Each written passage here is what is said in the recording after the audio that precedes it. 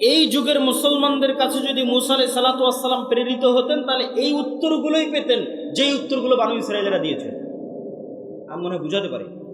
মানে এই যুগের মুসলমানদের রক্তের মধ্যে ওইভাবে মিথ্যা, ওইভাবে ধোঁকা, ওইভাবে দুর্নীতি, ওইভাবে আত্মমর্যাদাহীনতা, আত্মসম্মানহীনতা প্রবেশ করেছে, ঠিক যেভাবে 4000 বছর পূর্বে বানু ইসরায়েলের ছিল।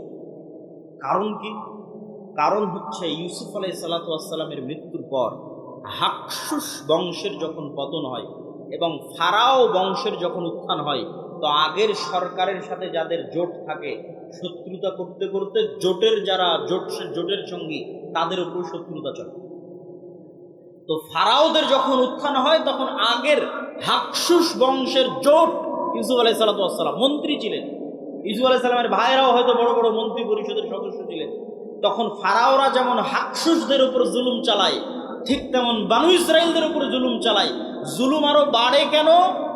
যে কোনো পাদ্রী, যে কোনো ধর্মীয় জ্ঞান জ্যোতিষী সব বলে, ফারাও তোমাদের ক্ষমতা ধ্বংস যদি হয়, এই বানু ইসরায়েলদের হাতে ধ্বংস হয়ে যাবে। তখন আরো ভয়, আরো আতঙ্ক, আরো অত্যাচার। তো দীর্ঘ 300 বছরের জুলম, অত্যাচার এবং গোলামির জীবন, গোলামি করতে করতে চরিত্র নষ্ট হয়ে গেছে। গোলামি করতে করতে কিভাবে চরিত্র নষ্ট হয় তার উদাহরণ কি? এখানে 2 জন গোলামের মধ্যে যদি আমি একটা রুটি নিক্ষেপ করি, তাহলে তারা 2 গোলাম রুটি নিয়ে কাড়াকাড়ি করবে। একটা রুটি পাওয়ার জন্য মিথ্যা বলবে, একটা রুটি পাওয়ার জন্য ধোঁকা দিবে, একটা রুটি পাওয়ার জন্য মারামারি লেগে যাবে। এটা জন্মগত স্বভাব তৈরি হবে গোলামদের মধ্যে। ঠিক মুসলমানদের একই অবস্থা হয়েছে 190 বছর ব্রিটিশদের গোলামি করার কারণে। আফ্রিকানদের মুসলমানদের একই অবস্থা হয়েছে 200-250 বছর স্পেন, ফ্রান্স, ইতালির ঔপনিবেশিক কলোনিয়াল শাসনের অধীনে গোলামি করার কারণে। গোলামি করতে করতে রক্তের মধ্যে মিথ্যা, ধোঁকা, দুর্নীতি প্রবেশ করছে। তাহলে আমি বলছি, আজকের যুগের মুসলমানেরা আজকের যুগের বানু ইসরাইল, ওই যুগের বানু ইসরাইলের উপর যেভাবে ফেরাউনের জুলম এবং অত্যাচার চলত। এবং এটা বলার পিছনে আমার লজিক আর একটা আছে, এটার থেকে আপনাদের শিক্ষা আছে। সেই লজিকটা হচ্ছে, পবিত্র কোরআন খোলেন, সূরা বাকারা পড়েন। সূরা বাকারায় আল্লাহ সুবহানাহু তাআলা যেই জাতির বর্ণনা লম্বা সময় যাবত দিয়েছেন, সেই জাতির নাম বানু ইসরাইল। লম্বা সময় যাবত ছোট্ট ছোট্ট ঘটনা আল্লাহ বানু ইসরাইলের তুলে ধরেছে। তো বানু ইসরাইলের ঘটনা এত ব্যাপক আকারে পবিত্র কোরআনে তুলে ধরার এটিই রহস্য হতে পারে যে এমন একদিন আসবে যেই দিন বানু ইসমাইল বানু ইসরাইলের মতো হয়ে যাবে। সেই দিন যেন তারা বানু ইসরাইলের এই 4000 বছর আগের ঘটনা থেকে শিক্ষা নেয়। এই জন্য উম্মতে মুহাম্মাদীর শিক্ষার জন্য বানু ইসরাইলের এত লম্বা ঘটনা আল্লাহ সুবহানাহু ওয়া তাআলা কোরআন মাজিদে তুলে দিলেন, যেন একদিন আসতে পারে যেই দিন উম্মতে মুহাম্মাদীর অবস্থা বানু ইসরাইলের মতো হতে পারে। 2-1টা কথা কি বানু ইসরাইলের, তাহলে আপনি উম্মতে মুহাম্মাদীর সাথে মিলাতে পারবেন। বানু ইসরাইলের 2-1টা কথা হচ্ছে আল্লাহ সুবহানাহু ওয়া তাআলা কোরআনে সূরা বাকারায় যেভাবে তুলে ধরেছেন। আমি শুধু 2-1টা উদাহরণ দেব। বিস্তারিত আপনি সূরা বাকারাও পড়তে পারেন, বিস্তারিত আমার বই সমসাময়িক মুসলিম বিশ্ব এবং ফিলিস্তিনেও পড়তে পারেন। কি সেই ঘটনা? সেই ঘটনা হচ্ছে, বানু ইসরাইলেরা চোখের সামনে দেখলো ফেরাউন ডুবে গেছে। চোখের সামনে নিজে চোখে দেখেছে ফেরাউনকে ডুবতে। কোন ফেরাউন? যে ফেরাউন তাদের ছেলে সন্তানদের জবাই করত, মেয়েদের বাঁচিয়ে রাখত। এই চোখের সামনে ফেরাউনকে ডুবতে দেখার পরেও বানু ইসরাইল মূসা আলাইহিস সালাতু ওয়াস সালামকে বলছে, লান নুমিনা লাকা হাত্তা নারাল্লাহা জাহরা। মূসা, ততক্ষণ পর্যন্ত তোমার আল্লাহর উপর ঈমান আনয়ন করব না যতক্ষণ না স্বচক্ষে তোমার আল্লাহকে না দেখছো। নাউযুবিল্লাহ। এরা স্বচক্ষে ফেরাউনকে ডুবতে দেখেছে। ফেরাউনকে স্বচক্ষে ডুবতে দেখার পর নবীকে বলছে, তোমার তাওরাত বিশ্বাস করি না, তোমার আল্লাহর কথা বিশ্বাস করি না স্বচক্ষে যতক্ষণ আল্লাহকে না দেখি। লোহিত সাগর পার হয়ে আজকের যে বিশাল মরুভূমি আছে, সিনাই মরুভূমি, এই বিশাল সিনাই মরুভূমিতেই মূসা আলাইহিস সালাতু ওয়াস সালাম বানু ইসরাইলকে নিয়ে ঘুরপাক খাচ্ছেন। তো একদিকে লোহিত সাগরের লবণাক্ত পানি, আর মরুভূমিতে পানি আসবে কোথায় থেকে? ওয়াইজ ইস্তাসকা মূসা লিকাওমিহি ফাকুল নাযরিব বিআসাকাল হাজার ফানফাজারাত মিনহু ইসনাতা আশারাতা আইনা। যখন মুসার কওম মুসাকে বলল পানির ব্যবস্থা করে দাও, তখন আমি মুসাকে বললাম, মুসা লাঠি দিয়ে পাথরে আঘাত করো। মুসা আলাইহিস সালাতু ওয়াস সালাম লাঠি দিয়ে পাথরে আঘাত করলেন, তখন বনী ইসরাইলের জন্য 12টা ঝর্ণা তৈরি হলো। 12টা ঝর্ণা কেন, কে বলতে পারবে?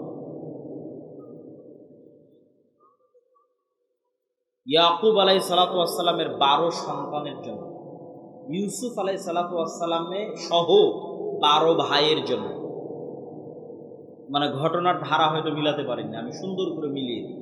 ইব্রাহিম আলাইহিস সালাতু ওয়াস সালামের সন্তান ইসহাক, ইসহাক আলাইহিস সালাতু ওয়াস সালামের সন্তান ইয়াকুব, ইয়াকুব আলাইহিস সালাতু ওয়াস সালামের সন্তান ইউসুফ। এত দূর পর্যন্ত সবাই জেরুজালেমে আছে, মানে ফিলিস্তিনে আছে, আজকের মসজিদে আকসা এবং তার আশেপাশে আছে। ইউসুফ আলাইহিস সালাম কুয়াতে ভাইয়েরা ফেলে দিল, মিশরের বাজারে বিক্রি হয়ে গেলেন। তারপরে ইউসুফ আলাইহিস সালাম যখন বাপের সাথে মিলিত হয়ে গেলেন, তখন পুরো বংশ জেরুজালেম ফিলিস্তিন থেকে কোথায় চলে গেল? মিশরে চলে গেল। ইউসুফ আলাইহিস সালাতু ওয়াস সালামের 400 বছর পর মিশরে মুসা আলাইহিস সালাম আসতেছে। ইউসুফ আলাইহিস সালাতু ওয়াস সালামের 350-400 বছর পর ইউসুফ আলাইহিস সালামের ভাইদের বংশী, ইয়াকুব আলাইহিস সালাতু ওয়াস সালামের সন্তানদের বংশী 400 বছরের বংশ এত বড় হয়ে গেছে। 12 ভাইয়ের সন্তান, সন্তান তার সন্তান, তার সন্তান, তার সন্তান, সব নবীর সন্তান। যারা বলতেছে যে আল্লাহকে না দেখা পর্যন্ত ঈমান আনয়ন করবো না, এরা ইব্রাহিম আলাইহিস সালাতু ওয়াস সালামের সন্তান, এরা ইউসুফ আলাইহিস সালাতু ওয়াস সালাম এবং তার ভাইদের সন্তান 400 বছর পর। যারা বলতেছে তোমার আল্লাহকে বলো যে পানির ব্যবস্থা করে দিতে, তখন আল্লাহ মুসা আলাইহিস সালাতু ওয়াস সালামকে বললেন লাঠি দিয়ে পাথরে আঘাত করো, তো 12টা ঝর্ণা তৈরি হলো। 12টা ঝর্ণা কাদের সম্মানে? 12 ভাইয়ের, 12 গোত্রের, 12 বংশের সম্মানে। এমনকি মুফাসসিরিনে কেরাম লিখছে, যখন মুসা আলাইহিস সালাতু ওয়াস সালাম সমুদ্রের লাঠি দিয়ে আঘাত করেন, তখন একটা রাস্তা নয় 12টা রাস্তা তৈরি হয়েছিল। ইয়াকুব আলাইহিস সালামের 12 সন্তানের 12 বংশধরের সম্মানে 12টা রাস্তা তৈরি হয়েছে। তারা বলতেছে যে আল্লাহকে ততক্ষণ ঈমান আনয়ন করবো না যতক্ষণ না দেখি। তাদের আর একটা উদাহরণ দেখ, তো যেহেতু মরুভূমি, খাবারের কোনো ব্যবস্থা নাই, তো আল্লাহ আসমান থেকে মান্না এবং সালোয়া ব্যবস্থা করে দিয়েছে খাবারের জন্য। আর পানি, পাথর ফেটে পানি বের হচ্ছে মরুভূমির মধ্যে, পাথর ফেটে পানি বের হচ্ছে মরুভূমির মধ্যে, আসমান থেকে খাবার আসতেছে। তারপরেও তাদের সহ্য হচ্ছে না, তারা বলছে লান নাসবিরা আলা তুআমিন ওয়াহিদ উদউ লানা রাব্বাক। মুসা, এক খাবার, এই সকাল সন্ধ্যা একই মান্না সালোয়া, আর সকাল সন্ধ্যা পানি আর মান্না সালোয়া। মান্না সালোয়ার বিবরণ পড়তে গেলে আপনার আশ্চর্য হবেন। আজকের পৃথিবীর সবচেয়ে দামি মাশরুম, যেটা কেজি বাংলাদেশি টাকায় 4 থেকে 5 লক্ষ টাকা, আজকের বাংলাদেশি টাকায় পৃথিবীর যেটা সবচেয়ে দামি মাশরুম, বিশেষ সময়ে বিশেষ কালে উৎপাদিত হয়, সেই মাশরুম আর বিশেষ এক পাখির গোস্ত হচ্ছে মান্না সালোয়া, যার 1 কেজির দাম বাংলা টাকায় 4 থেকে 5 লক্ষ টাকা। সেটা তাদেরকে জান্নাত থেকে দেওয়া হতো। তখন তারা বলছে লান নাসবিরা আলা তুআমিন ওয়াহিদিন, এক খাবার ভালো লাগে না, তোমার আল্লাহকে বলো এই মাটি থেকে আদা, রসুন, পেঁয়াজ, চাল, গম, ডাল ইত্যাদি উৎপাদন করে দিতে। তখন আল্লাহ সুবহানাহু ওয়া তাআলা বলছেন ঠিক আছে, এগুলো উৎপাদন করার জন্য তো শস্য, সবুজ শ্যামল জমি লাগবে, আছে আজও ফিলিস্তিন শস্য শ্যামল সবুজ জমি, প্রচুর পরিমাণে জাইতুন উৎপাদন হয় আজও ফিলিস্তিনে, তিন উৎপাদন হয় প্রচুর পরিমাণে। তো সেই জমি আল্লাহর মুকাদ্দাসা, পবিত্র ভূমি। কোন পবিত্র ভূমি? 400 বছর আগে এই পবিত্র ভূমিতে তোমাদের বাপদাদা ইয়াকুব, ইসহাক, ইব্রাহিম বসবাস করত। কিন্তু ইউসুফ আলাইহিস সালাতু ওয়াস সালামের কারণে তোমরা মিশরে চলে এসেছিলে, তার 400 বছর পর আজকে তোমরা এখানে। তো এই মাটি তোমাদের, তোমরা এখন সেই মাটি বিজয়ের জন্য যুদ্ধে অবতীর্ণ হও। তখন এরা সব নবীর সন্তান, তারা বলতেছে মুসা আলাইহিস সালাতু ওয়াস সালামকে, ইযহাব আনতা ওয়া রাব্বুকা ফাকাতিলা, মুসা তুমি আর তোমার আল্লাহ গিয়ে যুদ্ধ করো। তাহলে খালি বনী ইসরাইলের 2-1টা ঘটনার উদাহরণ দিলাম, যার যেই ঘটনাগুলো আল্লাহ কোরআনে বলেছেন সূরা বাকারাতে।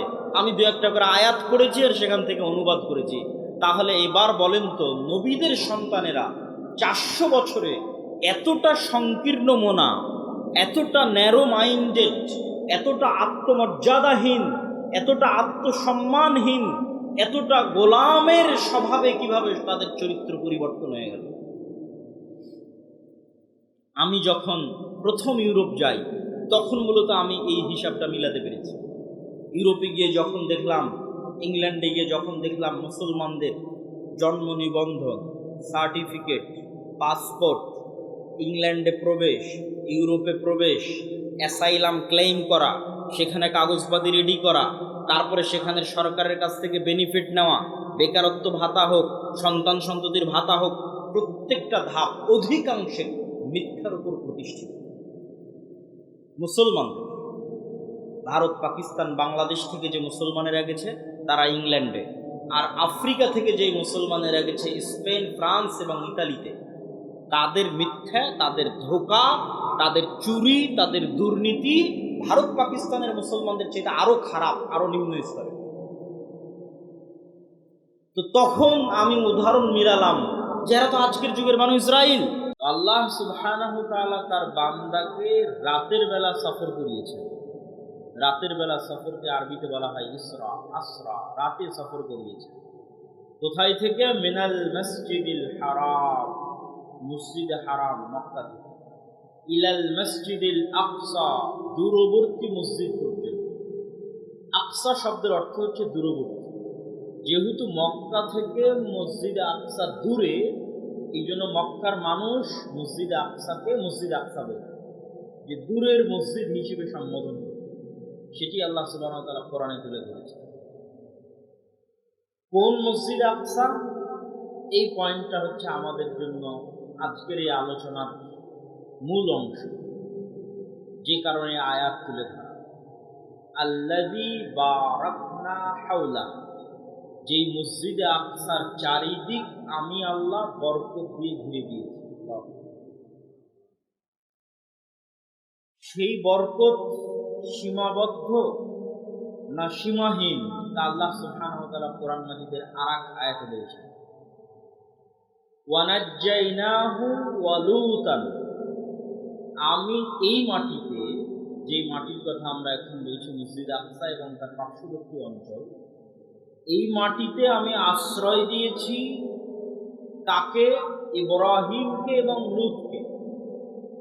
ওয়ানাজ্জাইনাহু ওয়া লূতান ইলাল আরদিল্লাতী, ওই মাটিতে আশ্রয় দিয়েছি বারাকনা ফিহা লিল আলামিন, ইব্রাহিম এবং লূতকে ওই মাটিতে আশ্রয় দিয়েছি যেখানে বরকত রেখেছি সারা পৃথিবীর মানুষের জন্য। আল্লাহ সুবহানাহু ওয়া তাআলা কোরআনে বলছেন, আমি অনুবাদ করছি, বারাকনা ফিহা লিল আলামিন, যেই মাটিতে আমি আল্লাহ বরকত রেখেছি সীমাবদ্ধ নয়, শুধু ফিলিস্তিনবাসীর জন্য নয়, শুধু মসজিদ আকসা এবং তার পার্শ্ববর্তী মানুষদের জন্য, লিল আলামিন, সমগ্র পৃথিবীবাসীর জন্য বরকত। আর ইব্রাহিম এবং লূতকে কিভাবে আশ্রয় দিলেন? আলাইহিমা সালাতু ওয়াস সালাম। লূত আলাইহিস সালাতু ওয়াস সালামের ঘটনা তো আপনারা জানেন, যে মসজিদে আকসা বা জেরুজালেম থেকে দূরবর্তী কোনো অঞ্চলে লূত আলাইহিস সালাতু ওয়াস সালামের শহর ছিল।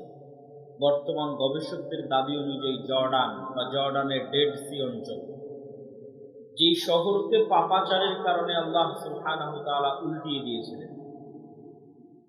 আলিয়াহা সাফেলাহা, যার উঁচু স্থান নিচু করে দিয়েছেন এবং নিচুটা উঁচু করে দিয়েছেন, উল্টিয়ে দিয়েছেন, এবং তাদের উপর বৃষ্টি বর্ষণ হয়েছে, আগুনের অগ্নি বৃষ্টি বর্ষণ হয়েছে।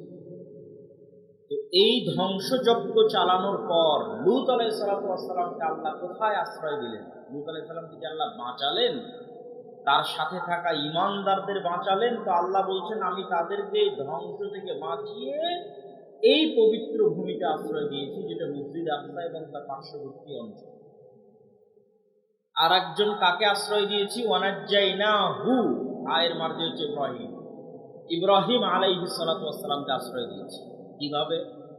ইব্রাহিম আলাইহিস সালাতু ওয়াস সালামের পিতৃস্থল হচ্ছে বর্তমান ইরাকের রাজধানী বাগদাদ থেকে অনতি দূরে, যেই বাগদাদকে আল্লাহ সুবহানাহু ওয়া তাআলা কোরআন মাজিদে বলেছেন বাবেল, ওমা উনজিলা মিনাল মালাকাইনি, আল্লাহ দুইজন ফেরেশতা অবতীর্ণ করেছিলেন হারুত এবং মারুত নামে বিবাবেল, বাবেল নগরীতে অবতীর্ণ করেছিলেন। সেই বাবেলকেই আজকে বলা হয় বাগদাদ। এই বাগদাদ বা বাবেল নগরীর নিকটবর্তী কোনো অঞ্চল হচ্ছে ইব্রাহিম আলাইহিস সালাতু ওয়াস সালামের পিতৃপুরুষের আবাসস্থল। যখন ইব্রাহিম আলাইহিস সালাতু ওয়াস সালামের পিতা তাকে তার বাড়ি থেকে বের করে দিলেন, তথা বাগদাদ থেকে বের করে দিলেন, তথা ইরাক থেকে বের করে দিলেন, তখন আল্লাহ কোরআনে বলছেন, আমি ইব্রাহিমকে আশ্রয় দিয়েছি এই পবিত্র মাটি,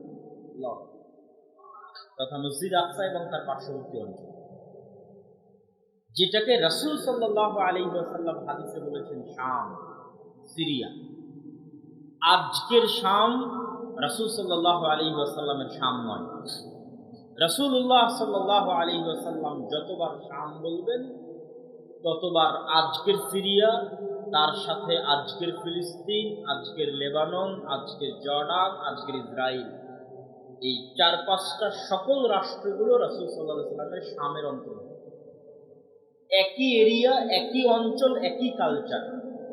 ব্রিটিশরা ছোট্ট ছোট্ট টুকরা করে ভেঙে ভেঙে ভেঙে ভেঙে তার মধ্যে থেকে 1948 সালে মধ্যপ্রাচ্যের বিস্ফোরা ইসরায়েলকে তৈরি করেছে। যেমনভাবে 1947 সালে এই বিশাল মুসলমানদের ভারত উপমহাদেশকে ভেঙে টুকরো করে হিন্দুত্ববাদী ভারত তৈরি করেছে, ঠিক মুসলমানদের বিশাল আরব স্বাধীন অঞ্চলকে ভেঙে টুকরো টুকরো করে ইসরায়েলকে তৈরি করেছে। 1 বছরের ব্যবধান, 1947 এবং 1948। আর আল্লাহ সুবহানাহু ওয়া তাআলা আবার পবিত্র কোরআনে বলছেন, যা কাকতালীয়ভাবে মিলে গেছে। আল্লাহ সুবহানাহু ওয়া তাআলা আবার পবিত্র কোরআনে বলছেন যে মুমিনদের উপর যারা আসাদ্দুন নাস আদাওয়া, শত্রুতার দিক থেকে মুমিন এবং মুসলমানদের উপর সারা পৃথিবীর সকল জাতি, গোত্র, ধর্ম, বর্ণকে ছাড়িয়ে যাবে 2টা গোত্র। একটা হচ্ছে আজকের যুগের জায়নিস্টরা, আর একটা হচ্ছে আজকের যুগের ব্রাহ্মণ্যবাদী। জায়নিস্টরা এবং ব্রাহ্মণ্যবাদীরা মুসলমানদের সাথে যা শত্রুতা করবে, পৃথিবীর আর কেউ সেই শত্রুতা করবে না, এটা আমি বলিনি, আল্লাহ বলছেন।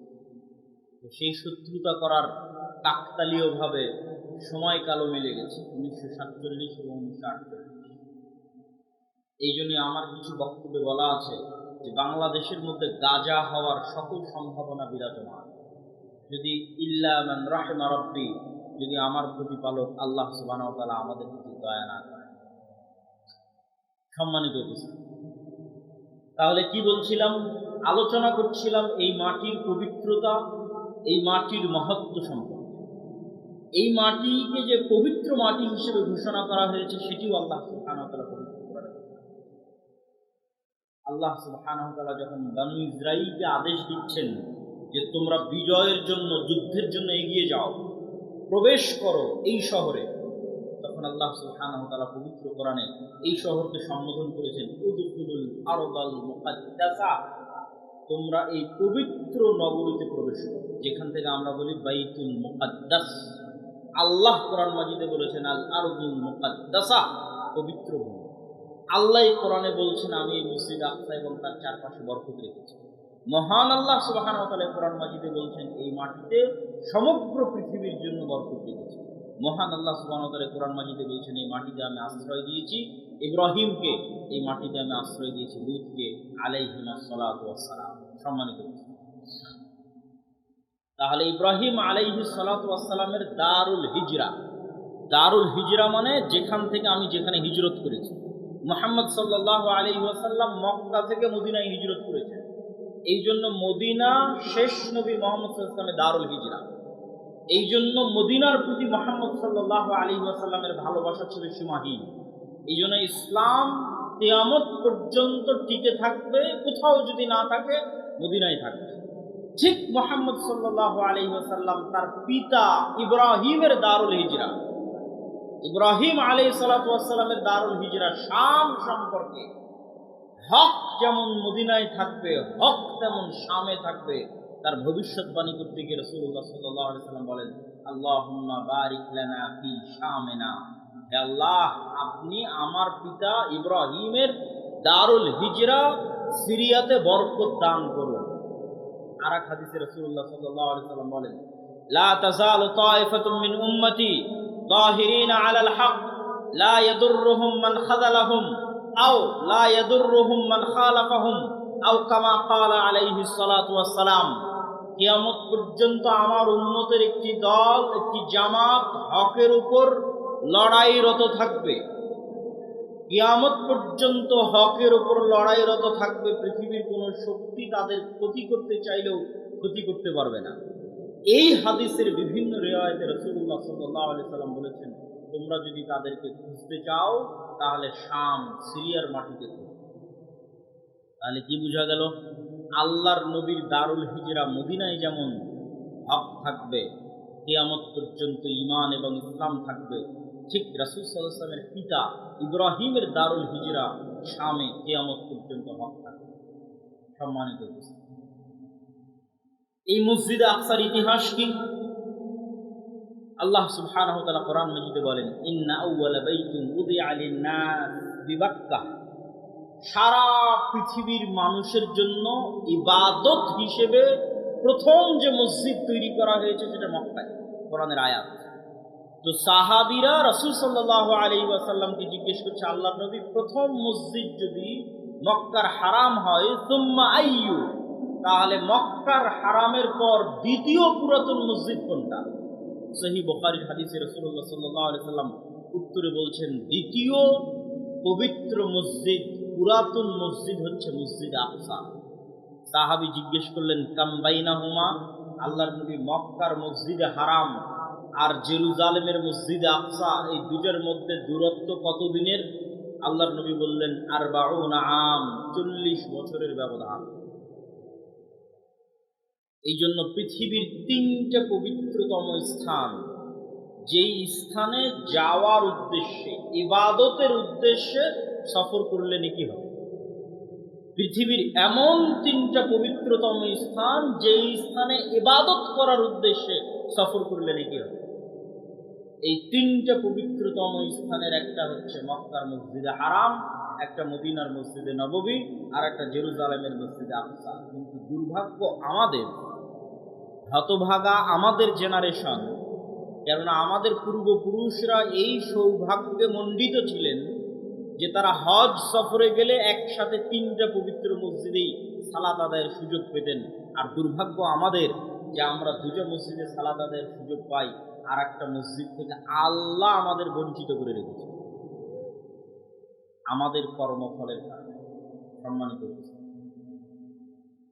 এই মসজিদ কেন্দ্রিক আর 2টা সংক্ষিপ্ত ইতিহাস বলে এই পরিস্থিতির কারণ কি এবং আমাদের শিক্ষা কি সেদিকে এগিয়ে যাবে। আর 2টা সংক্ষিপ্ত ইতিহাস কি? সুলাইমান এবং দাউদ আলাইহিস সালাতু ওয়াস সালাম সমগ্র পৃথিবীব্যাপী যে মহা রাজত্ব প্রতিষ্ঠা করেছিলেন, যে রাজত্ব অতীতে কেউ কোনোদিন প্রতিষ্ঠা করেনি, ভবিষ্যতে কেউ কোনোদিন প্রতিষ্ঠা করবে না, সেই মহা রাজত্বের হেডকোয়ার্টার, সেই মহা রাজত্বের রাজধানী ছিল এই জেরুজালেম, এই মসজিদে আকসা। এবং আজকের মসজিদে আকসার যে গ্রাউন্ড, এই গ্রাউন্ড সুলাইমান আলাইহিস সালাতু ওয়াস সালামের তৈরি করা। যে উঁচু এরিয়াটা সরজমিন থেকে, যে উঁচু এরিয়ার মধ্যে খ্রিস্টানদের গির্জাও আছে, ইহুদিদের সিনাগগও আছে, মুসলমানদের কিবলি মসজিদও আছে। কিবলি মসজিদটাই মূলত মসজিদে আকসা হিসেবে গণ্য হয়। তাহলে ওই যুগের মক্কার কাফের মুশরিকদের চাইতে এই যুগের মুসলমানেরা নিম্ন স্তরে আছে। আর এই গোলামির স্বভাবকে জিইয়ে রাখার জন্য, যে মুসলমানদেরকে যে আমরা ইউরোপিয়ানরা 190 বছর ওদের মধ্যে গোলামির স্বভাব ঢুকিয়ে দিয়েছি, এই গোলামির স্বভাবটা জিইয়ে রাখার জন্য এদের মাথার উপর গণতন্ত্র চাপিয়ে দেব। এই কথা অনেকের কাছে বিরক্তিকর লাগতে পারে, কিন্তু আমি যুক্তির ভিত্তিতে কথা বলব। যুক্তির ভিত্তিতে বলে আমার বক্তব্যের শেষের দিকে চলে যাব। গণতন্ত্র দিয়ে ইসলাম প্রতিষ্ঠা হবে কিনা এটা আমার আলোচনার বিষয়ই নয়। গণতন্ত্র পৃথিবীতে জাস্টিস, ন্যায় প্রতিষ্ঠায় ব্যর্থ একটা শাসন ব্যবস্থা। গত 16 বছর বাংলাদেশের মানুষের উপর জুলম, খুন, গুম, আয়নাঘর গণতন্ত্রের নামে তৈরি করা হয়েছে। আবার এখন ইসলামের নেতা নির্বাচনের যে পদ্ধতি, যে পরামর্শের ভিত্তিতে যোগ্য মানুষকে দায়িত্ব দিয়ে দাও, তো পরামর্শের ভিত্তিতে যে সরকার তৈরি হয় সেই সরকারের ভালো মন্দ পড়ে, কিন্তু তাদেরকে যে নির্বাচন করা হয়েছে এটার পদ্ধতিটা ইসলামী। তো যারা এই পদ্ধতির মাধ্যমে ক্ষমতায় আসলে দেখবেন তাদেরকেও সরিয়ে চোর বাটপার লুটেরাদের ক্ষমতায় বসানোর জন্য যে ট্রাম্প কার্ড ব্যবহার করা হবে সেটার নাম গণতন্ত্র। আর এই গণতন্ত্রের সবচেয়ে বড় কুফল মুসলমানেরা ভোগ করবে কি দিয়ে? সেটা হচ্ছে বিভেদ, হিংসা, বিদ্বেষ, মিথ্যা। গণতন্ত্রের মেকানিজমটাই এমন যে আপনি মিথ্যা না বললে এখানে টিকতে পারবেন না। তাহলে আপনার মধ্যে গোলামির স্বভাব জিয়ে রাখার সবচেয়ে বড় মাধ্যম হচ্ছে পলিটিক্যালি আপনাকে গণতন্ত্রের কাছে বাউন্ড করে দেওয়া। দেন আপনি বাই ডিফল্ট মিথ্যা বলবেন, বাই ডিফল্ট দুর্নীতি করবেন, বাই ডিফল্ট ধোঁকা দিবেন, আপনার গোলামির নেচার চলতেই থাকবে। সত্যবাদিতা ন্যায় পরায়ণ তো বহু দূরের কথা। আর গণতন্ত্রের সবচেয়ে বড় ব্যর্থতা কি? গণতন্ত্র নিজে গণতন্ত্র প্রতিষ্ঠায় ব্যর্থ। কিভাবে গণতন্ত্র প্রতিষ্ঠায় ব্যর্থ কিভাবে? জনগণের শাসন মানে হচ্ছে গণতন্ত্র, কিন্তু এখানে জনগণের শাসন যে হয় না তার প্রমাণটা কোথায়? নির্ধারিত দল প্রার্থীকে মনোনয়ন দিবে, তো এমনও দল আছে যেই দলে টাকা দিয়ে প্রার্থীটা কিনে পাওয়া যাবে, আছে না নাই?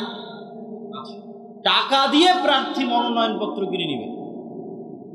তাহলে জনগণ যোগ্য প্রার্থী বাছাই করার আগেই প্রার্থী মনোনয়নপত্র ম্যানিপুলেট হয়ে গেছে। দ্বিতীয় আর একটা কোথায় গণতন্ত্র দিয়ে গণতন্ত্র প্রতিষ্ঠা হয় না, সেটা হচ্ছে এই গণতন্ত্রের ভোট ক্যাম্পেইনের জন্য যত হাজার হাজার কোটি টাকার দরকার, এই হাজার হাজার কোটি টাকা বাংলাদেশের 18 কোটি জনগণের 80% জনগণ যারা মধ্যবিত্ত নিম্নবিত্ত তাদের পকেট থেকে আসা সম্ভব নয়। তাহলে হাজার হাজার কোটি টাকা দিবে কারা? এই দেশের শীর্ষস্থানীয় দুর্নীতিবাজ ব্যবসায়ীরা। তাহলে দল আগেই বিক্রি হয়ে গেছে দেশের শীর্ষস্থানীয় দুর্নীতিবাজ ব্যবসায়ীদের কাছে। তাহলে গণতন্ত্র, জনগণের শাসন কোথায় গেল? এবার আমি আপনাকে প্রকৃত গণতন্ত্র তুলে ধরি। আমি গণতন্ত্রের, যদি আপনি এক মুহূর্তের জন্য আমাকে বলেন যে আমি গণতন্ত্রের সাপোর্টার, তাহলে প্রকৃত গণতন্ত্র আপনার সামনে তুলে ধরি। প্রকৃত গণতন্ত্র এভাবে প্রতিষ্ঠিত হতে পারে, জনগণের শাসন। আমি ইসলামী খেলাফা, ইসলামী শাসন বলি, জনগণের শাসন প্রতিষ্ঠিত হতে পারে। আপনাদের এই চাটখিল গ্রামের মানুষ এত বড় স্কুল, এত বড় মসজিদ, এত মাদ্রাসা পরিচালনা করতে পারতেছে, তো এই চাটখিল গ্রামের মানুষ এক জায়গায় একসাথে বসে পরামর্শের ভিত্তিতে তাদের গ্রামের নেতা নির্ধারণ করতে পারে না? পারে না? পারে। তাহলে চাটখিলে একটা নেতা নির্ধারণের জন্য গ্রুপিং, মনোনয়ন, ভোটের দরকার আছে। আপনারা যদি একসাথে একটা মসজিদ চালাতে পারেন, একটা স্কুল চালাতে পারেন, তো একসাথে বসে নেতা নির্ধারণ করতে পারবেন না? খুব সহজ। পরামর্শ যখনই আসবে তখনই সহজ। আর যখনই একজন দাঁড়িয়ে বলবে এই আমি মসজিদের সভাপতি হব, আমাকে কে কে ভোট দিবে, তখন গন্ডগোল, গ্রুপিং শুরু হবে। আর একজন দাঁড়িয়ে বলবে আমি মসজিদের সভাপতি হব, আমাকে কে কে ভোট দিবে।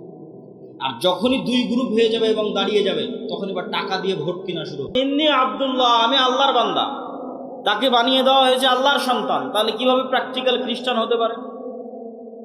ঈসা আলাইহিস সালাতু ওয়াস সালাম বলতে বলতে বলছেন ওয়া আওসানি বিসসালাতি ওয়াজ যাকাতি মা দুমতু হাইয়া, আমার আল্লাহ আমাকে আদেশ দিয়েছেন আমি যতদিন বেঁচে থাকবো, মা দুমতু হাইয়া, যতদিন বেঁচে থাকবো ততদিন যেন সালাত আর যাকাত আদায় করি। আল্লাহ, আমাদের নবীর কথা বলছি। ঈসা আলাইহিস সালাতু ওয়াস সালামকে আল্লাহ শুরুতেই মুখ দিয়ে যে কথা পবিত্র কোরআনে আল্লাহ উল্লেখ করছেন, তিনি উচ্চারণ করেছেন মায়ের কোলে ছোট বাচ্চা, তখনও দুটো জিনিস ছুটে যায়নি, একটা সালাত আর একটা যাকাত। সম্মানিত উপস্থিতি, এখানে একটু ছোট্ট বিরতি দিয়ে একটু সাইড লাইনের দু একটা কথা বলে আবার ফিরে আসছে। এখানে আর একটা ছোট্ট জিনিস আমাদের শিখার আছে, সেটা কি জানেন?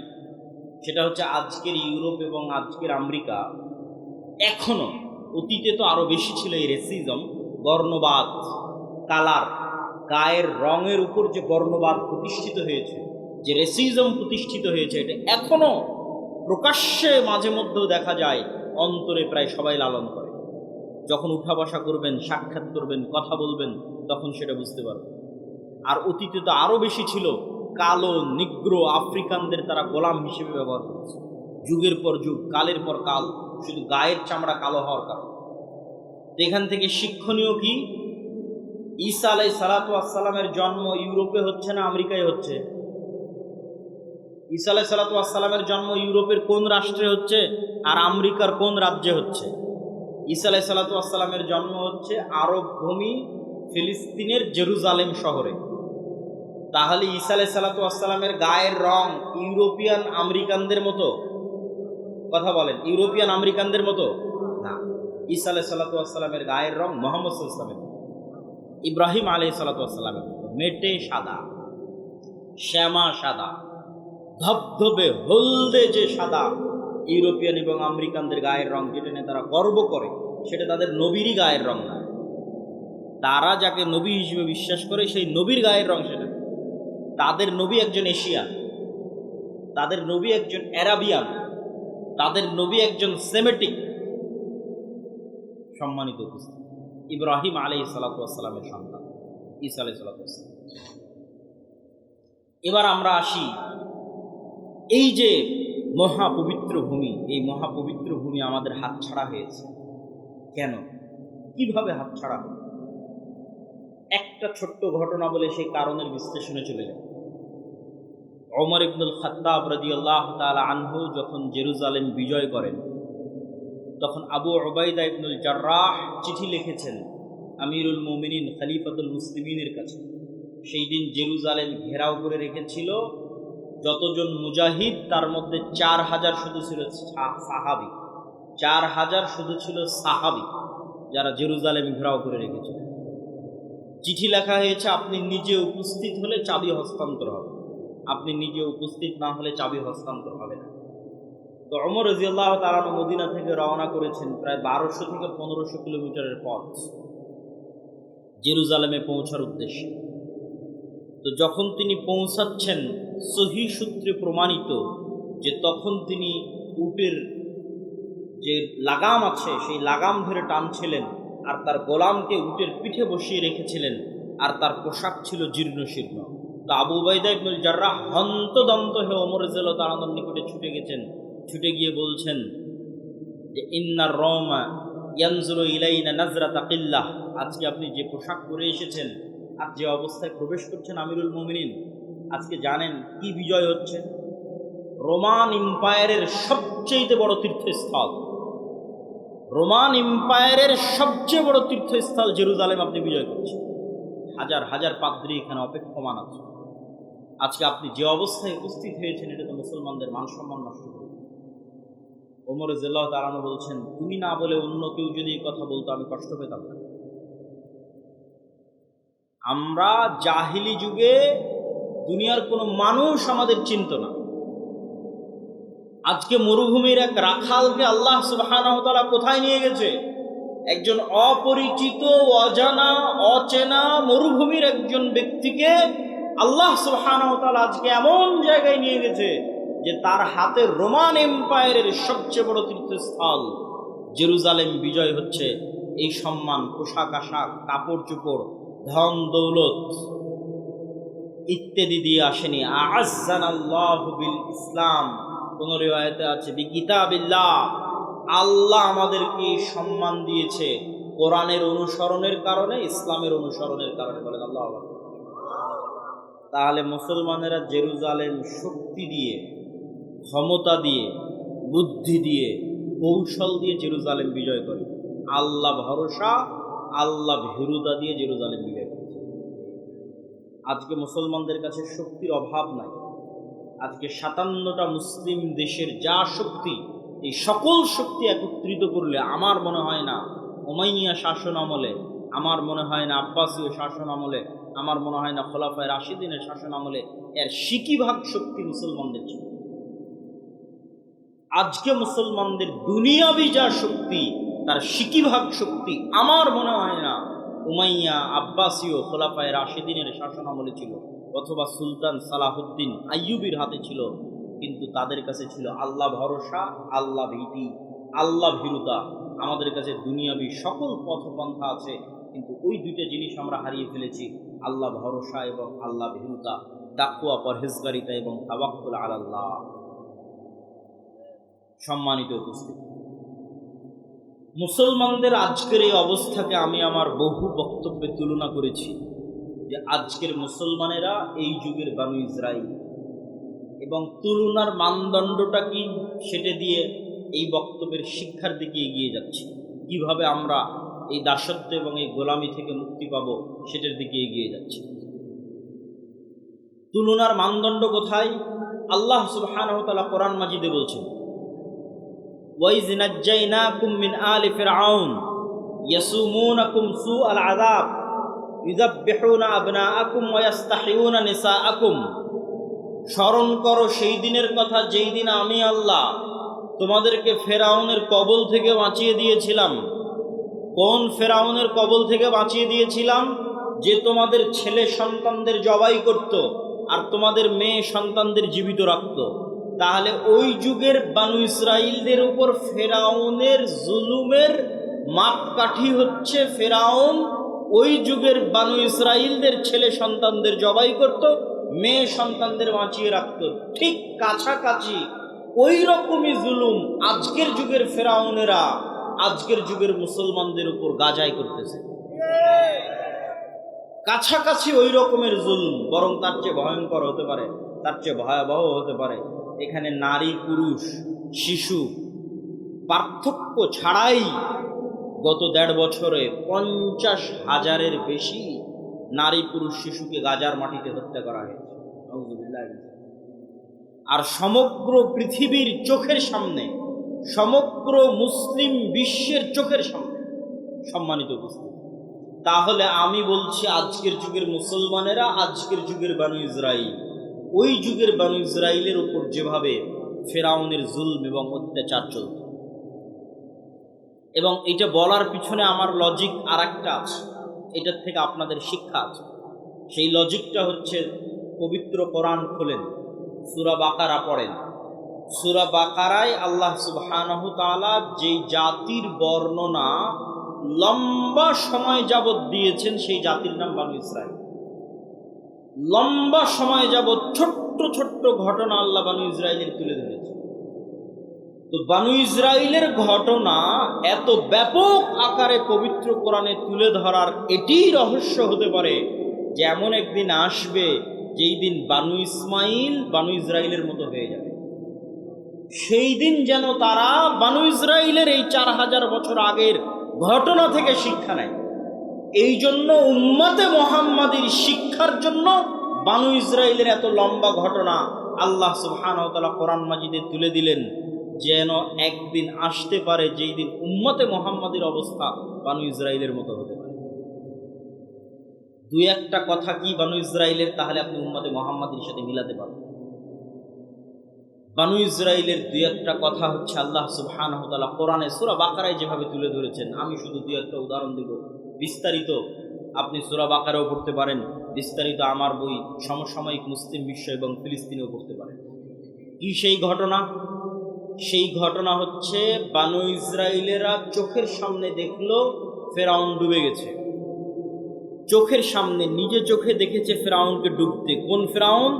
যে ফেরাউন তাদের ছেলে সন্তানদের জবাই করত, মেয়েদের বাঁচিয়ে রাখত। এই চোখের সামনে ফেরাউনকে ডুবতে দেখার পরেও বানু ইসরাইল মূসা আলাইহিস সালাতু ওয়াস সালামকে বলছে, লান নুমিনা লাকা হাত্তা নারাল্লাহা জাহরা। মূসা, ততক্ষণ পর্যন্ত তোমার আল্লাহর উপর ঈমান আনয়ন করব না যতক্ষণ না স্বচক্ষে তোমার আল্লাহকে না দেখছো। নাউযুবিল্লাহ। এরা স্বচক্ষে ফেরাউনকে ডুবতে দেখেছে। ফেরাউনকে স্বচক্ষে ডুবতে দেখার পর নবীকে বলছে, তোমার তাওরাত বিশ্বাস করি না, তোমার আল্লাহর কথা বিশ্বাস করি না স্বচক্ষে যতক্ষণ আল্লাহকে না দেখি। লোহিত সাগর পার হয়ে আজকের যে বিশাল মরুভূমি আছে, সিনাই মরুভূমি, এই বিশাল সিনাই মরুভূমিতেই মূসা আলাইহিস সালাতু ওয়াস সালাম বানু ইসরাইলকে নিয়ে ঘুরপাক খাচ্ছেন। তো একদিকে লোহিত সাগরের লবণাক্ত পানি, আর মরুভূমিতে পানি আসবে কোথায় থেকে? ওয়াইজ ইসতাসকা মূসা লিকওমিহি ফাকুল নাযরিব বিআসাকাল হাজার ফানফাজারাত মিনহু ইসনাতা আশারাতা আইনা যখন মুসার কওম মুসাকে বলল পানির ব্যবস্থা করে দাও, তখন আমি মুসাকে বললাম, মুসা লাঠি দিয়ে পাথরে আঘাত করো। মুসা আলাইহিস সালাতু ওয়াস সালাম লাঠি দিয়ে পাথরে আঘাত করলেন। তখন বনী ইসরাইলের জন্য 12টা ঝর্ণা তৈরি হলো। 12টা ঝর্ণা কেন, কে বলতে পারবে? ইয়াকুব আলাইহিস সালাতু ওয়াস সালামের 12 সন্তানের জন্য, ইউসুফ আলাইহিস সালাতু ওয়াস সালামের সহ 12 ভাইয়ের জন্য। মানে ঘটনার ধারা হয়তো মিলাতে পারেননি, আমি সুন্দর করে মিলিয়ে দিই। ইব্রাহিম আলাইহিস সালাতু ওয়াস সালামের সন্তান ইসহাক, ইসহাক আলাইহিস সালাতু ওয়াস সালামের সন্তান ইয়াকুব, ইয়াকুব আলাইহিস সালাতু ওয়াস সালামের সন্তান ইউসুফ। এত দূর পর্যন্ত সবাই জেরুজালেমে আছে, মানে ফিলিস্তিনে আছে, আজকের মসজিদে আকসা এবং তার আশেপাশে আছে। ইউসুফ আলাইহিস সালাম কুয়াতে ভাইয়েরা ফেলে দিল, মিশরের বাজারে বিক্রি হয়ে গেলেন। তারপরে ইউসুফ আলাইহিস সালাম যখন বাপের সাথে মিলিত হয়ে গেলেন, তখন পুরো বংশ জেরুজালেম ফিলিস্তিন থেকে কোথায় চলে গেল? মিশরে চলে গেল। ইউসুফ আলাইহিস সালাতু ওয়াস সালামের 400 বছর পর মিশরে মুসা আলাইহিস সালাম আসতেছে। ইউসুফ আলাইহিস সালাতু ওয়াস সালামের 350-400 বছর পর ইউসুফ আলাইহিস সালামের ভাইদের বংশী, ইয়াকুব আলাইহিস সালাতু ওয়াস সালামের সন্তানদের বংশী 400 বছরের বংশ এত বড় হয়ে গেছে। 12 ভাইয়ের সন্তান, সন্তান তার সন্তান, তার সন্তান, তার সন্তান, সব নবীর সন্তান। যারা বলতেছে যে আল্লাহকে না দেখা পর্যন্ত ঈমান আনয়ন করবো না, এরা ইব্রাহিম আলাইহিস সালাতু ওয়াস সালামের সন্তান, এরা ইউসুফ আলাইহিস সালাতু ওয়াস সালাম এবং তার ভাইদের সন্তান 400 বছর পর। যারা বলতেছে তোমার আল্লাহকে বলো যে পানির ব্যবস্থা করে দিতে, তখন আল্লাহ মুসা আলাইহিস সালাতু ওয়াস সালামকে বললেন লাঠি দিয়ে পাথরে আঘাত করো, তো 12টা ঝর্ণা তৈরি হলো। 12টা ঝর্ণা কাদের সম্মানে?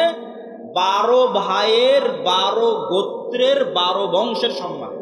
এমনকি মুফাসসিরিনে কেরাম লিখছে, যখন মুসা আলাইহিস সালাতু ওয়াস সালাম সমুদ্রের লাঠি দিয়ে আঘাত করেন, তখন একটা রাস্তা নয় 12টা রাস্তা তৈরি হয়েছিল। ইয়াকুব আলাইহিস সালামের 12 সন্তানের 12 বংশধরের সম্মানে 12টা রাস্তা তৈরি হয়েছে। তারা বলতেছে যে আল্লাহকে ততক্ষণ ঈমান আনয়ন করবো না যতক্ষণ না দেখি। তাদের আর একটা উদাহরণ দেখ, তো যেহেতু মরুভূমি, খাবারের কোনো ব্যবস্থা নাই, তো আল্লাহ আসমান থেকে মান্না এবং সালোয়া ব্যবস্থা করে দিয়েছে খাবারের জন্য। আর পানি, পাথর ফেটে পানি বের হচ্ছে মরুভূমির মধ্যে, পাথর ফেটে পানি বের হচ্ছে মরুভূমির মধ্যে, আসমান থেকে খাবার আসতেছে। তারপরেও তাদের সহ্য হচ্ছে না, তারা বলছে লান নাসবিরা আলা তুআমিন ওয়াহিদ উদউ লানা রাব্বাক। মুসা, এক খাবার, এই সকাল সন্ধ্যা একই মান্না সালোয়া, আর সকাল সন্ধ্যা পানি আর মান্না সালোয়া। মান্না সালোয়ার বিবরণ পড়তে গেলে আপনার আশ্চর্য হবেন।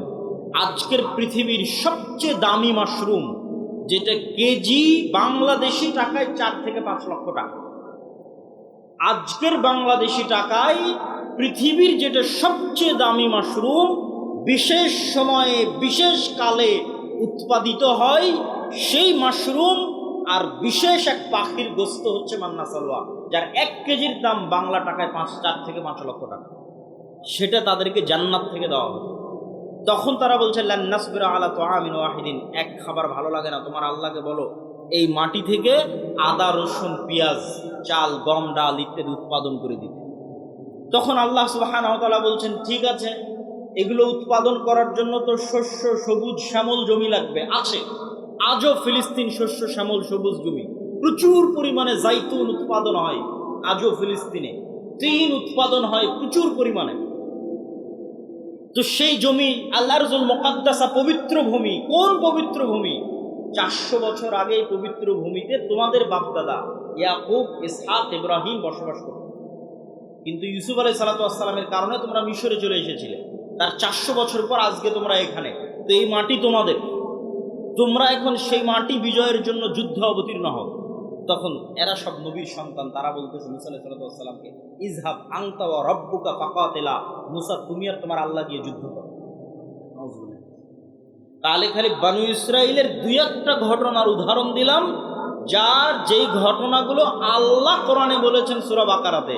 আমি 2-1টা করে আয়াত পড়েছি আর সেখান থেকে অনুবাদ করেছি। তাহলে এবার বলেন তো, নবীদের সন্তানেরা 400 বছরে এতটা সংকীর্ণ মনা, এতটা ন্যারো মাইন্ডেড, এতটা আত্মমর্যাদাহীন, এতটা আত্মসম্মানহীন, এতটা গোলামের স্বভাবে কিভাবে তাদের চরিত্র পরিবর্তন হয়ে গেল? আমি যখন প্রথম ইউরোপ যাই তখন মূলত আমি এই হিসাবটা মিলাতে পেরেছি। ইউরোপে গিয়ে যখন দেখলাম, ইংল্যান্ডে গিয়ে যখন দেখলাম মুসলমানদের জন্ম নিবন্ধন, সার্টিফিকেট, পাসপোর্ট, ইংল্যান্ডে প্রবেশ, ইউরোপে প্রবেশ, অ্যাসাইলাম ক্লেইম করা, সেখানে কাগজপাতি রেডি করা, তারপরে সেখানে সরকারের কাছ থেকে বেনিফিট নেওয়া, বেকারত্ব ভাতা হোক, সন্তান সন্ততির ভাতা হোক, প্রত্যেকটা ধাপ অধিকাংশে মিথ্যার উপর প্রতিষ্ঠিত। মুসলমানদের ভারত, পাকিস্তান, বাংলাদেশ থেকে যে মুসলমানেরা গেছে তারা ইংল্যান্ডে, আর আফ্রিকা থেকে যে মুসলমানেরা গেছে স্পেন, ফ্রান্স এবং ইতালিতে, তাদের মিথ্যা, তাদের ধোঁকা, তাদের চুরি, তাদের দুর্নীতি ভারত পাকিস্তানের মুসলমানদের চেয়ে আরো খারাপ, আরো নিম্ন স্তরে। তো তখন আমি উদাহরণ মিলালাম, যারা তো আজকের যুগের মানুষ ইসরাইল, এই যুগের মুসলমানদের কাছে যদি মুসা আলাইহিস সালাতু ওয়াস সালাম প্রেরিত হতেন তাহলে এই উত্তরগুলোই পেতেন যেই উত্তরগুলো বানু ইসরাইলেরা দিয়েছে। আমি মনে বুঝাতে পারি, মানে এই যুগের মুসলমানদের রক্তের মধ্যে ওইভাবে মিথ্যা, ওইভাবে ধোঁকা, ওইভাবে দুর্নীতি, ওইভাবে আত্মমর্যাদাহীনতা, আত্মসম্মানহীনতা প্রবেশ করেছে, ঠিক যেভাবে 4000 বছর পূর্বে বানু ইসরাইলের ছিল। কারণ কি? কারণ হচ্ছে ইউসুফ আলাইহিস সালাতু ওয়াস সালামের মৃত্যুর পর হাকসুস বংশের যখন পতন হয় এবং ফারাও বংশের যখন উত্থান হয়, তো আগের সরকারের সাথে যাদের জোট থাকে, শত্রুতা করতে করতে জোটের যারা জোটের সঙ্গী তাদের উপর শত্রুতা চলে। তো ফারাওদের যখন উত্থান হয় তখন আগের হাকসুস বংশের জোট, ইউসুফ আলাইহিস সালাতু ওয়াস সালাম মন্ত্রী ছিলেন, ইউসুফ আলাইহিস সালামের ভাইরাও হয়তো বড় বড় মন্ত্রী পরিষদের সদস্য ছিলেন। তখন ফারাওরা যেমন হাকসুসদের উপর জুলুম চালায়, ঠিক তেমন বানু ইসরাইলদের উপর জুলুম চালায়। জুলুম আরো বাড়ে কেন?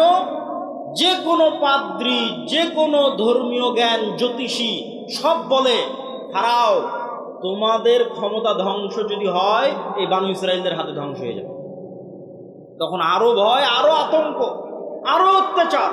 তো দীর্ঘ 300 বছরের জুলম, অত্যাচার এবং গোলামির জীবন, গোলামি করতে করতে চরিত্র নষ্ট হয়ে গেছে। গোলামি করতে করতে কিভাবে চরিত্র নষ্ট হয় তার উদাহরণ কি? এখানে 2 জন গোলামের মধ্যে যদি আমি একটা রুটি নিক্ষেপ করি, তাহলে তারা 2 গোলাম রুটি নিয়ে কাড়াকাড়ি করবে। একটা রুটি পাওয়ার জন্য মিথ্যা বলবে, একটা রুটি পাওয়ার জন্য ধোঁকা দিবে, একটা রুটি পাওয়ার জন্য মারামারি লেগে যাবে। এটা জন্মগত স্বভাব তৈরি হবে গোলামদের মধ্যে। ঠিক মুসলমানদের একই অবস্থা হয়েছে 190 বছর ব্রিটিশদের গোলামি করার কারণে। আফ্রিকানদের মুসলমানদের একই অবস্থা হয়েছে 200-250 বছর স্পেন, ফ্রান্স, ইতালির ঔপনিবেশিক কলোনিয়াল শাসনের অধীনে গোলামি করার কারণে। গোলামি করতে করতে রক্তের মধ্যে মিথ্যা, ধোঁকা, দুর্নীতি প্রবেশ করেছে। সম্মানিত উপস্থিতি, তাহলে ওই যুগের বানু ইসরাইল আর এই যুগের মুসলমানদের সাথে মিলে গেলে একটা কথা সামারি সারমর্ম হিসেবে বের হয়ে আসে যে নবীর সন্তানদের চরিত্র ধ্বংস হয়েছে গোলামির কারণে, উম্মতে মুহাম্মাদীর চরিত্র ধ্বংস হয়েছে গোলামির কারণে। আর এর বিপরীত কি ঘটেছে? এর বিপরীত, মুসা আলাইহিস সালাতু ওয়াস সালামকে আল্লাহ যদি ফেরাউনের বাড়িতে না নিয়ে যেতেন, আর মুসা আলাইহিস সালাতু ওয়াস সালাম যদি বানু ইসরাইলের সাথে মানুষ হতো, তাহলে মুসা আলাইহিস সালামের রক্তের মধ্যে গোলামির স্বভাব তৈরি হয়ে যেত। মুসা আলাইহিস সালাতু ওয়াস সালামকে আল্লাহ পূর্ণ আত্মমর্যাদা, আত্মসম্মানের সাথে মানুষ করার জন্য রাজার বাড়িতে পাঠিয়ে দিয়েছে। তাহলে মুসা আলাইহিস সালামের স্বাধীন চেতা মনোভাব ঠিক থাকবে। স্বাধীন চেতা মনোভাবের প্রমাণ কোথায়? মুসা আলাইহিস সালাতু ওয়াস সালাম একদিন দেখতেছে, একদিন জুলুম হতে দেখেছে। একদিন কি? ফারাওদের একদল অনুসারী বানু ইসরাইলের একদল অনুসারীর উপর অত্যাচার করতেছে। একদিনের দেখা অত্যাচার মুসা আলাইহিস সালাম সহ্য করতে না পেরে এক থাপ্পড় দিয়ে ফারাওয়ের ওই ব্যক্তিকে ওখানেই তিনি হত্যা করে দিয়েছেন। কেন? তার মধ্যে স্বাধীন চেতা, আত্মমর্যাদা, আত্মসম্মান ছিল। যদি বানু ইসরাইলদের সাথে বড় হতেন তাহলে এটাকে উনি জুলুমি মনে করতেন না। এটা তো আমার ভাগ্যে, তাকদীরে, আমরা এইভাবেই বড় হয়েছি, এভাবেই গোলামি দেখেছি, কে বাধা দিতে যাবে? বাধা দিতে গেলে বিপদে পড়ব। কিন্তু যখন উনি নেতা, তখন জুলুমের বিরুদ্ধে আওয়াজ উঠিয়েছেন, মিথ্যার বিরুদ্ধে, অত্যাচারের বিরুদ্ধে আওয়াজ উঠিয়েছেন। সম্মানিত উপস্থিতি, এই পুরো আলোচনার সারমর্ম আল্লামা ইকবালের একটি কবিতা। আল্লামা ইকবাল বলছেন, সাবাক ফিরসে পড়া, सदाकत का, शुजाअत का, अदालत का, लिया जाएगा तुझसे काम, दुनिया की इमामत का, মুসলমানেরা তোমাদের মধ্যে আনুষ্ঠানিকতা, ইসলামের সব আনুষ্ঠানিকতা আছে। সাহারি ইফতারি কত সুন্দর করে মসজিদে আপনারা করেছেন, ঈদের সালাত বিশাল মাঠে আদায় করেছেন, ইতেকাফ হয়েছে, লাইলাতুল কদর হয়েছে, সমাজ থেকে ফিতরা বন্টন হয়েছে, কতজন উমরা করতে যাচ্ছে, কতজন হজ করতে যাচ্ছে, আনুষ্ঠানিকতার অভাব নাই। কিন্তু কোথায় সমস্যা? আনুষ্ঠানিকতার অভাব নাই, কিন্তু সমস্যা। আল্লামা ইকবাল বলছেন, তোমরা নতুন করে সত্য বলা শিখো, নতুন করে সাহসী হওয়া শিখো, নতুন করে ন্যায় প্রতিষ্ঠা করা শিখো, তাহলে আল্লাহ তোমাদেরকে দুনিয়ার নেতা বানিয়ে দিবে। কেননা এই গুণগুলোর উপর নবীদের জন্ম হয়েছে, মুসা আলাইহিস সালামের জন্ম হয়েছে, মুহাম্মদ সাল্লাল্লাহু আলাইহি সাল্লামের জন্ম হয়েছে, ঈসা আলাইহিস সালামের জন্ম হয়েছে। এই গুণের উপর জন্মগত গুণ। এই জন্য ঈসা আলাইহিস সালামের কথা বলতে গিয়ে রাসূল সাল্লাল্লাহু আলাইহি সাল্লাম বলেছেন, লা তাকুমুস সাআহ হাত্তা ইয়ানজিলা ঈসা ইবনে মারইয়াম, ততদিন পর্যন্ত কিয়ামত হবে না যতদিন না মারিয়ামের ছেলে ঈসা পৃথিবীতে নেমে না আসছে। আর মারিয়ামের ছেলে ঈসা হাকামান মুকসিতা, সমগ্র পৃথিবীতে ন্যায় বিচার প্রতিষ্ঠা করবে। আল্লাহু আকবার। তাহলে এই রাষ্ট্রে ইসলামের ব্র্যান্ডিং ন্যায় বিচার, রাষ্ট্রে ইসলামের ব্র্যান্ডিং ন্যায় বিচার আল্লাহর নবী করে দিলেন। তো আমাদের মধ্যে ন্যায় বিচার প্রতিষ্ঠার গুণই নাই জন্মগত, তাহলে আমরা কিভাবে নেতা হব? এখানে দুই একটা উদাহরণ দিব আপনাদের বোঝার সুবিধার্থে। বাংলাদেশে গত 16 বছর এরকম অসংখ্য ওসি, ডিসি, এসপি, মন্ত্রী, মিনিস্টার ছিল যাদের 80%-এর বেশি এরকম জালসা সম্মেলনের প্রধান অতিথি, বিশেষ অতিথি হয়েছে না হয়নি? হয়েছে।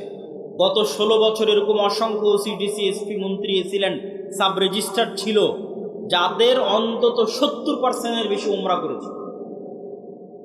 আমার আইডিয়া যে অন্তত 50%-এর বেশি উমরা করেছে, আর অন্তত 30-40% হবে নামাজি, আর অন্তত 2 থেকে 5% হবে মুখে দাঁড়িয়ে আছে এবং কপালে কড়া পড়ে গেছে।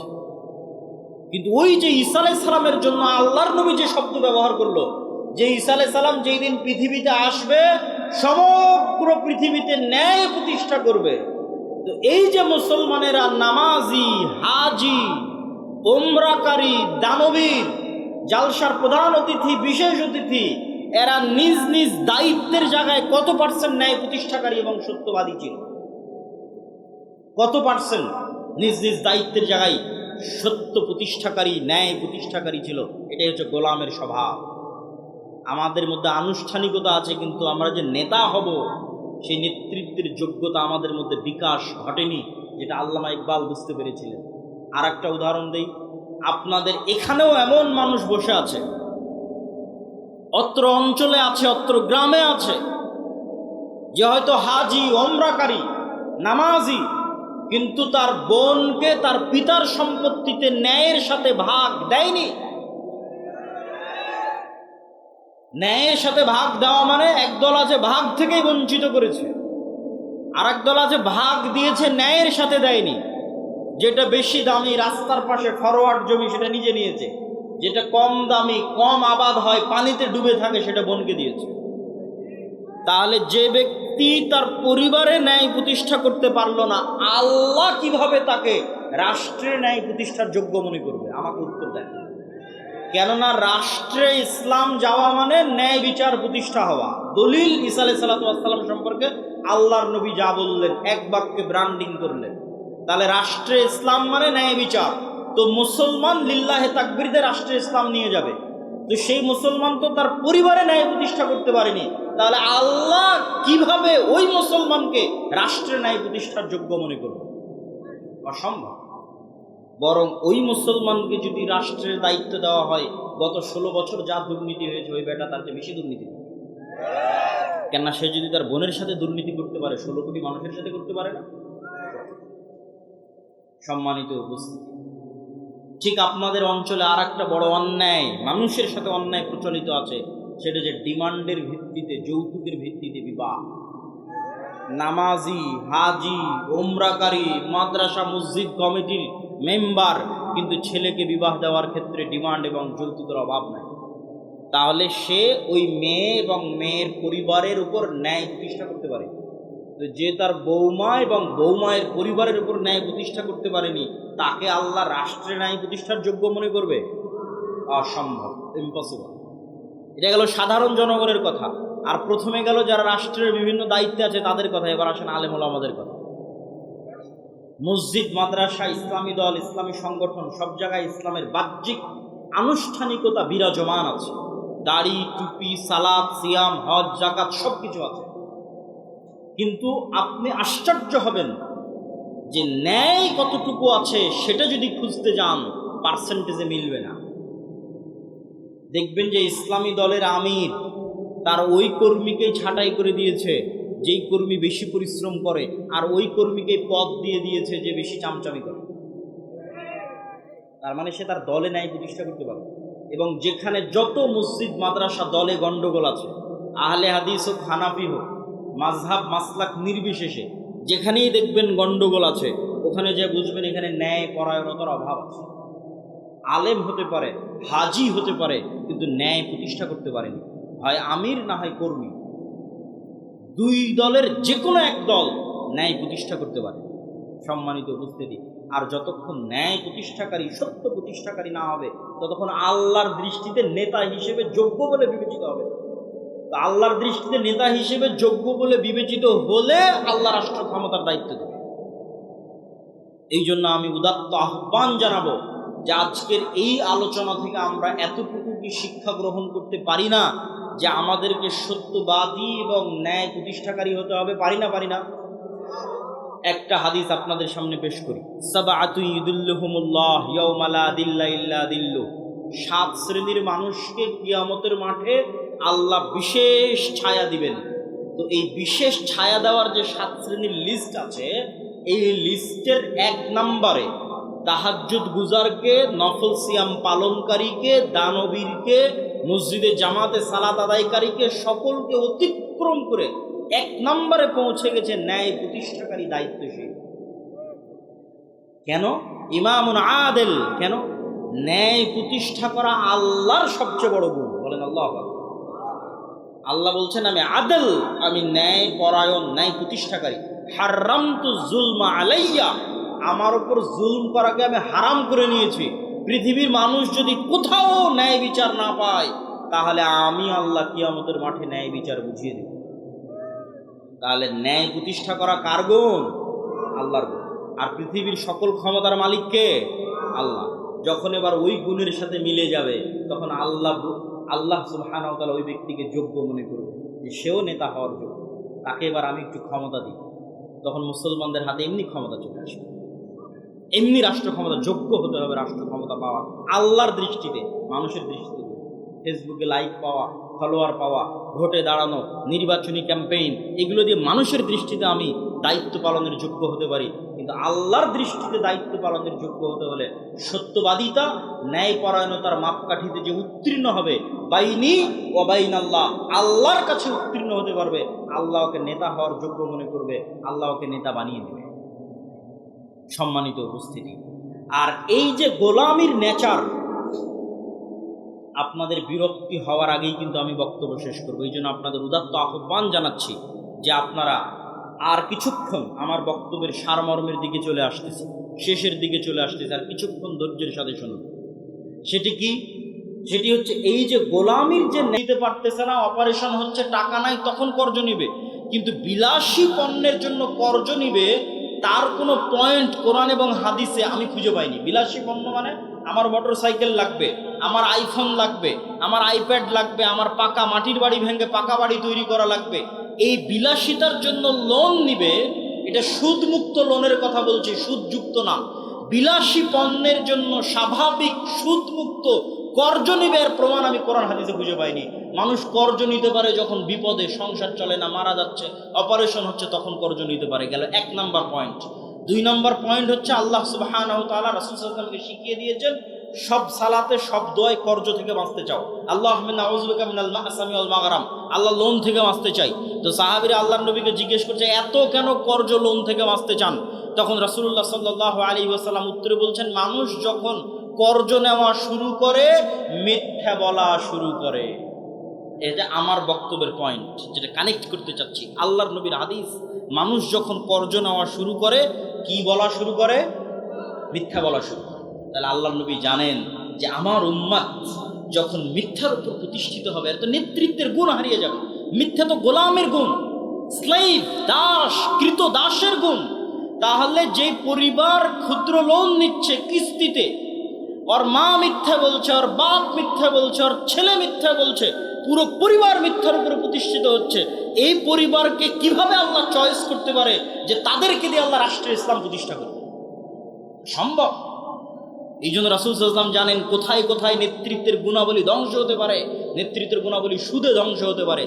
সুদ এমন এক ব্যবস্থা যা পৃথিবীর হিন্দু, বৌদ্ধ, ইহুদি, খ্রিস্টান, মুসলমান সবাইকে গোলাম বানাতে পারে। সম্মানিত উপস্থিতি, এই জন্য সমগ্র পৃথিবীতে অন ওয়ার্ল্ড অর্ডার, এক সিস্টেম চলতে হবে। পলিটিক্যালি ডেমোক্রেসি লাগবে, অর্থনৈতিকভাবে সুদ লাগবে। এটাই হচ্ছে জায়োনিস্টদের থিওরি।